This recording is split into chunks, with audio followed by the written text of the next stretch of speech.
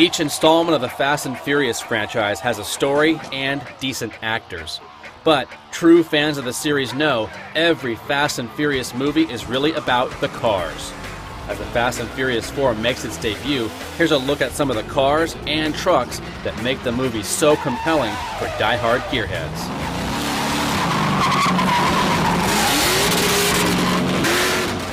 This time around, the producers went heavy on high-performance GM vehicles. And that's just fine by us, mainly because it means we get cars like this sweet-looking, flawless 1970 Chevelle SS 454. There's also a primer gray version of the same car, and that one was specially built for this wheel stand scene. Stuffing a GM 502 big block under the hood ensures the car looks fast, even on screen. Other GM vehicles include a pair of Chevy trucks used in a fuel heist scene. One is a beefed-up 67 Chevy pickup with monstrous rear tires, and the other is an 89 Chevy crew cab with 6 wheels. They even built a version that really drives all 4 rear wheels.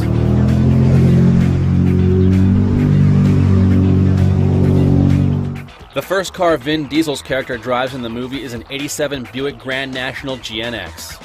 During filming, a lot of standard Grand Nationals were used, as well as a few T-type Regals, 8 cars in all. Thankfully, no real GNXs were wrecked.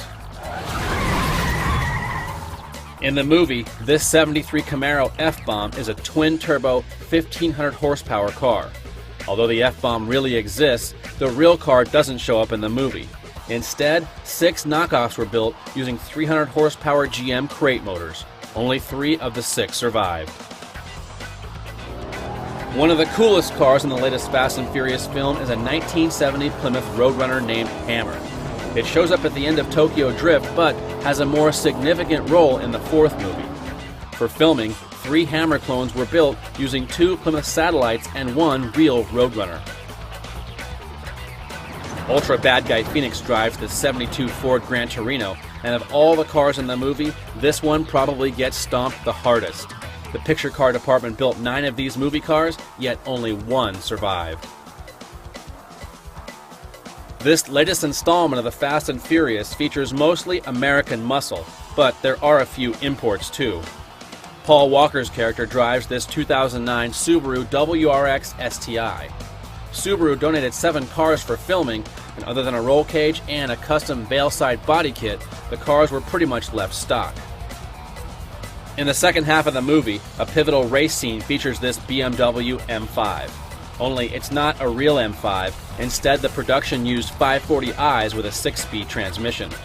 iBox suspension was added, but the carbon fiber roof and hood are not real, just movie magic. All told, around 240 cars were built for the movie, and they represent about a dozen on-screen cars. Now that you have a complete rundown of all the Fast and Furious vehicles, there's only one more thing to do. Go see the movie. Again and again and again.